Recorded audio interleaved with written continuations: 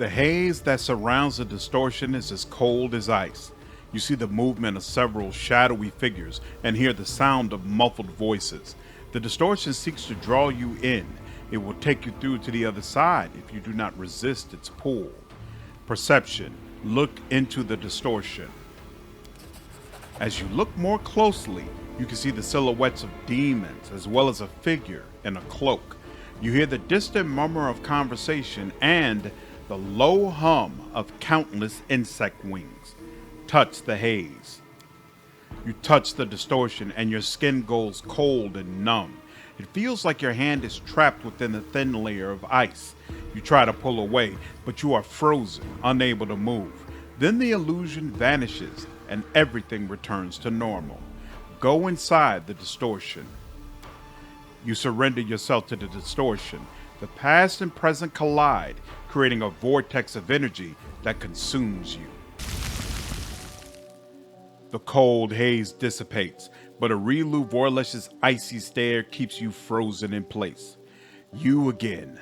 I knew you'd come back eventually. You knew? How? I'm observant. A mysterious individual thwarted Monago's plans in Dresden and told Stalton some very interesting things in an attempt to change his mind.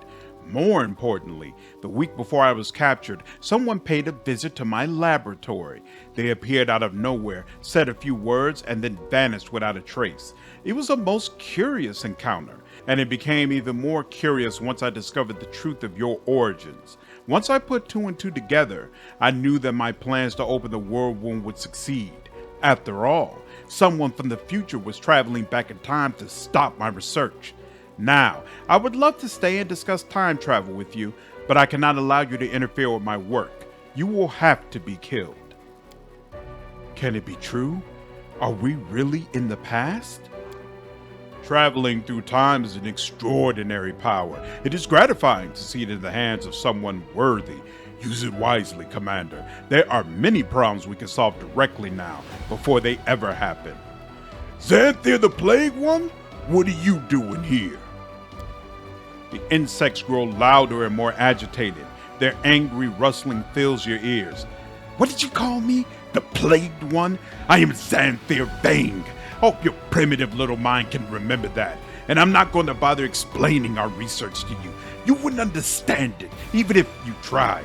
Isn't that right, Mentor? My research, not yours. But that doesn't matter right now. Our guest must not be allowed to leave. Kill him. Munasafin, help Xanthir deal with our unwanted visitor. You underestimate my power. Pathetic worm, you are nothing compared to Arilu Vorlesh, the architect of the world wound. Prepare to die.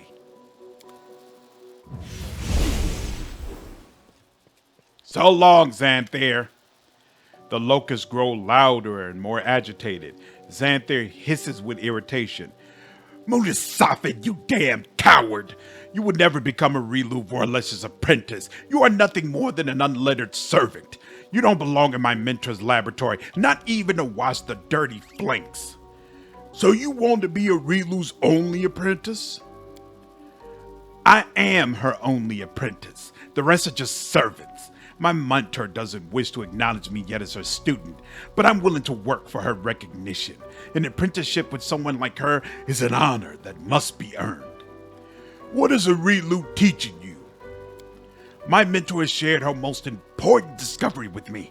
I studied the power of Nahindrian crystals. Lady Arilu's research has opened my eyes to things I could have never imagined.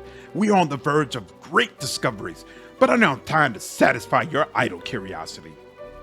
You heard Arilu. I'm from the future. Do you want to know what will happen to you? Xanthir hesitates, and the cheering of the locust grows louder and more frantic. Is this a trick? Do you think you can frighten me with foreboding tales of the future? Well, it won't work.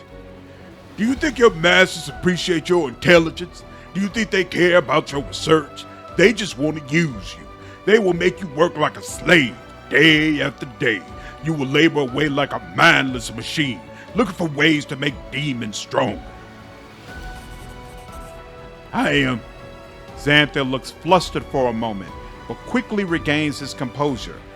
I am a real scientist, not some pathetic, ignorant alchemist like Munisafin.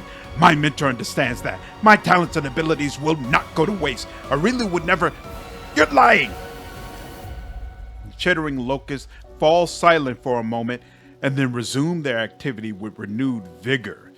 Do you think I am blinded by arrogance, unable to see what's right in front of my face? I know my mentor did not want an apprentice. She's not inclined to take students. But I'm not giving up my place to that pathetic idiot Munisafin. They saw my potential. They chose me to undergo training. Me! I'm not going to give up now, so shut up!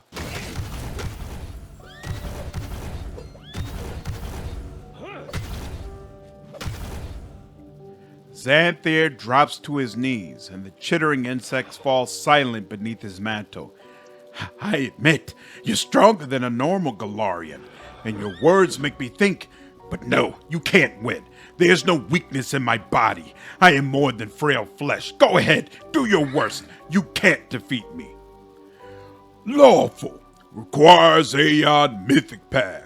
You're an unnatural monster. You should not exist. Watch in amazement, Xanthir Vang, for I am about to correct your existence. You look at Xanthir through the eyes of an Aeon. You can see the power that connects his tormented human soul to the magical swarm of locusts. You look more closely, and suddenly you are the swarm. You are the new flesh that envelops his soul. You hear the rustling of locusts, the sound of a first, gasping breath, and you feel the movement of the cosmic spears. You do not exist, and yet you are everywhere. You can separate a swarm from a person as easily as you can unfurl your fist.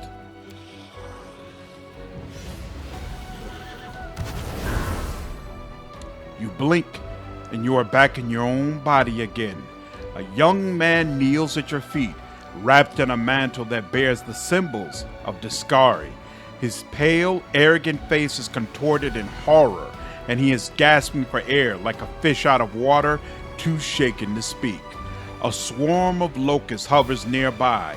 They buzz angrily, ready to attack. Xanthir looks at you apprehensively, but his interest clearly outweighs his fear. Impossible. How did you do that? It's not just magic. Oh no, you move freely through time, as if you were walking down a straight road. You use the power of the Aeon to change reality. Are you on the verge of becoming a transcendent being? A voracious gleam sparks in his eyes. I'd give anything for a chance to study you. If you continue to study the Nihindrian crystals, you will get your answer. The crystals are responsible for your powers. I don't know if Lady Arilu understands their full potential. Xanthir's lips twist into an unpleasant smirk. Not that I'm going to tell her. This will be my research. I don't need Arilu or anyone else. You are free from Discari's powers, Xanthir. Xanthir examines himself. This imperfect mortal body. I certainly had no desire to return to this form, but you are right. I am amazed. What you did was incredible. The power you displayed, it was unlike anything I have ever seen. I have the greatest respect for Lady Arilu, but you have so much more to offer. The power of the Aeon. Oh, the research possibilities are endless. I wish I could conduct some experiments. My powers are connected to the Nihindrian crystals. I will let you live. You can continue to study the crystals, but in return, you must serve me and no one else. Xanthir bites his lip, trying to control his excitement. I could study the powers of a transcendent being in transition, observe the growth of their power. I've studied what these crystals can do to demons, but you are a unique case. I probably know much more in the future you come from, but I swear I will acquire that knowledge if you give me time. The power you just displayed, it can be turned against the demons. If you wish, I can research the matter further. Xanthir smirks. I will have no shortage of test subjects.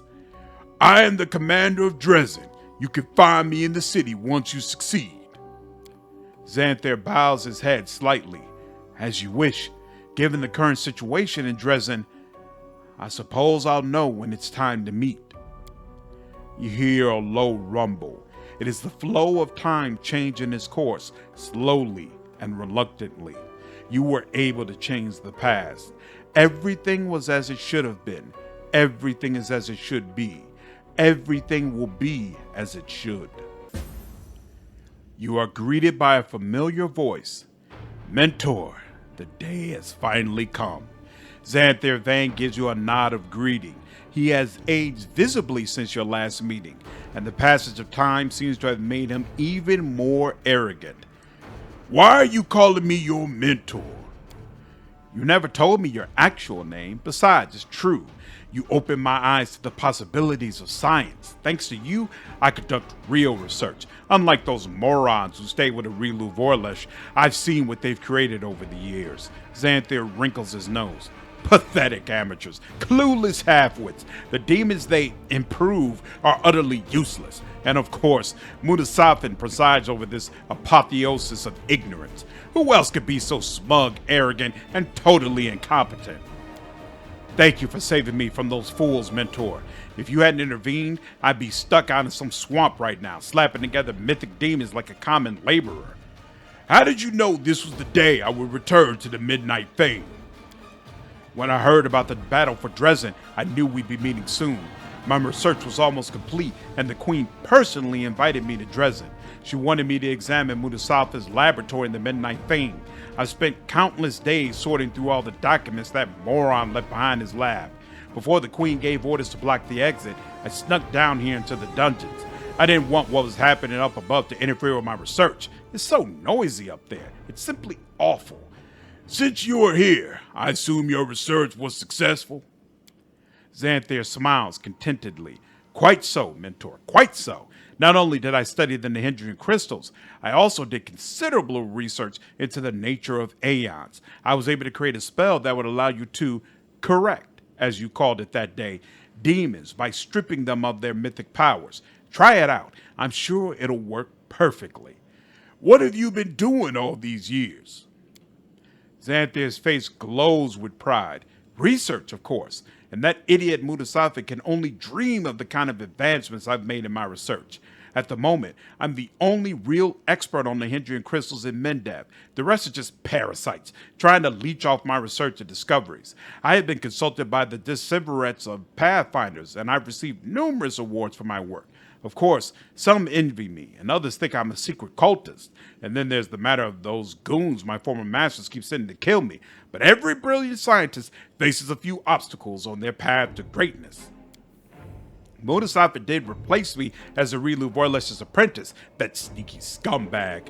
But I've seen his handiwork. I've studied those so-called mythic demons he has created. Ah, mythic demons. More like mythic dross. If I were in his place, Xanthir stops and eyes you warily, which, of course, I'm not. I wouldn't want to be. But, well, hypothetically speaking, if I were him, the Crusades would be over by now. What's happening in Dresden? Xanthir shrugs. I have no idea. Some fighting, perhaps? I think there's some kind of battle going on, but I don't know for sure. I decided to stay here in the Midnight Fane just to be safe. It wouldn't surprise me if Mutasafa's pathetic creations are rampaging through the city like herds of swine. Disgusting. I hope you deal with them quickly. It pains me to even think of their existence.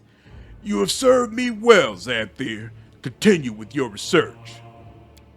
I knew you would appreciate my work, Mentor. If you need me, I'll be in the lab, looking through Mutasafa's research, though I doubt that idiot left behind anything useful. Mythic suppression. As a standard action, the Aeon can attempt to suppress the effects of mythic powers of his enemies. This ability affects only mythic demons, who can oppose the power with a successful will saving throw. Non-distorted mythic demons gain a +4 bonus on the saving throw. At 7th mythic rank, distorted mythic demons no longer get a saving throw to resist the effect, and non-distorted mythic demons don't get a bonus on the saving throw. Starting at 9th mythic rank, mythic demons can't save against this ability. Some mythic demons are immune to this ability.